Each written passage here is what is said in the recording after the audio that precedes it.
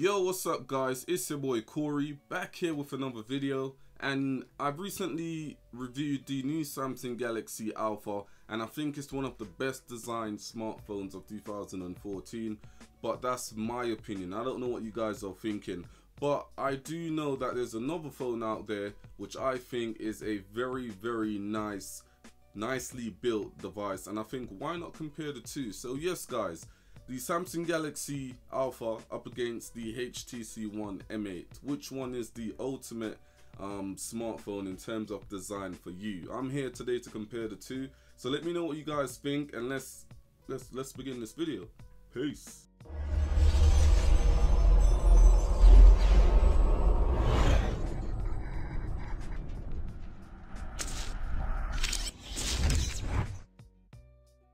Alright, cool. So Samsung is well known for its plastic build since the Samsung Galaxy back in 2009. Ever since they went on to use this plastic build and slowly added different designs to the plastic. Fast forward to 2014, 5 years later, they finally added a premium looking handset to the market.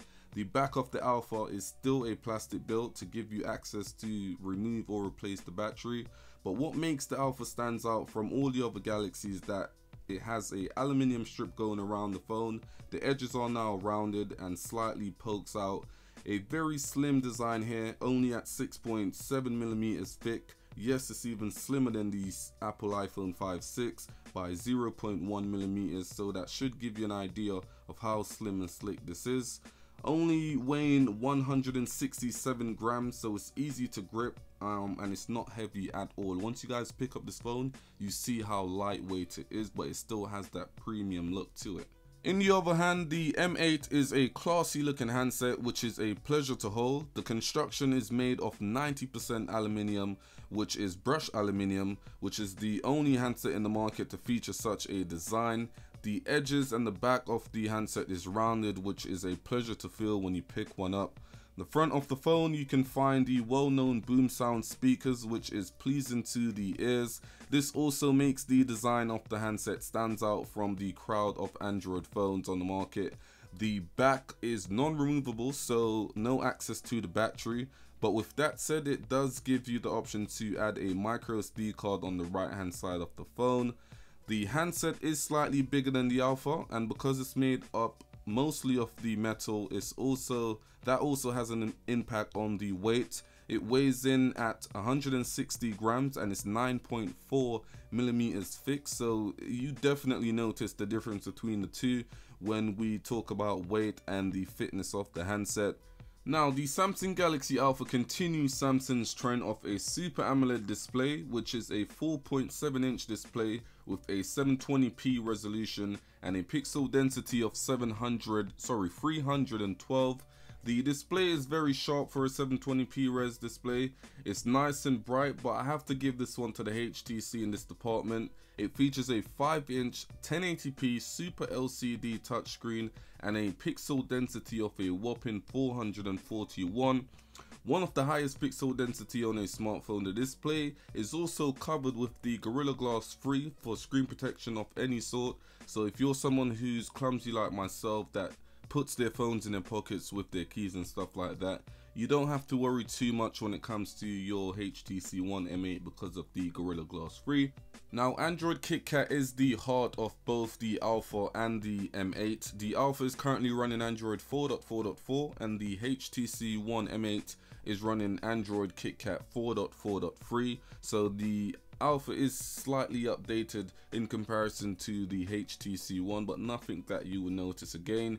The Alpha is powered by the Exynos 5-octa quad-core, 1.8 GHz Cortex A15 and the octa-core 1.3 GHz Cortex A7. It also has 2 GB of RAM, a Mali GPU and a 1860 mAh battery.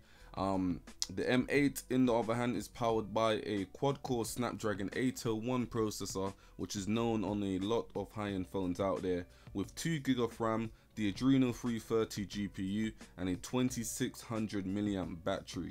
Now, these two phones are very powerful and should be able to handle anything thrown at them. So when it comes to the performing aspect, you should know that both phones can perform up to the standard that you like them to. Camera wise, the Alpha is rocking a 12 megapixel rear camera and a 2.1 megapixel front facing camera.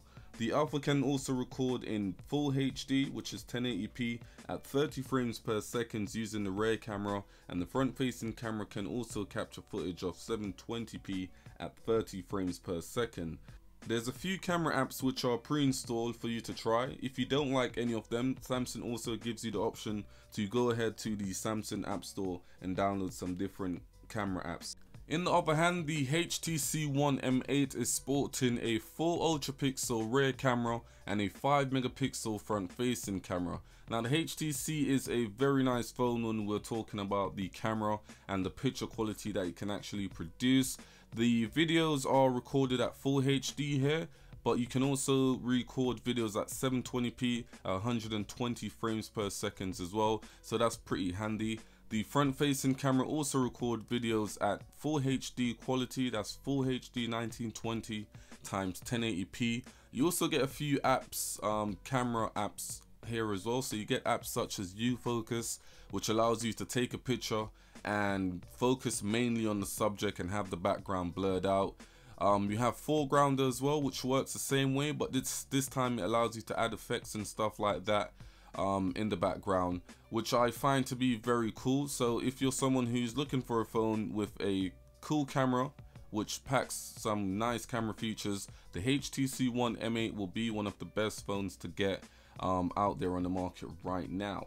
In terms of price, these handsets are going to cost you quite a bit of money. The HTC One retails for around £550 here in the UK, and the Samsung Galaxy Alpha again retails for around £510 to £550. So they'll definitely cost you quite a lot of money. So go out there, have a look at these phones and make your decision. If you get the HTC One, you got a great phone. If you get the Samsung Galaxy Alpha, you've got a great phone. If you are new to my channel, please ensure to hit that subscribe button. Don't forget to follow me on Twitter and Instagram as well. And I'll see you guys in the next video. Peace.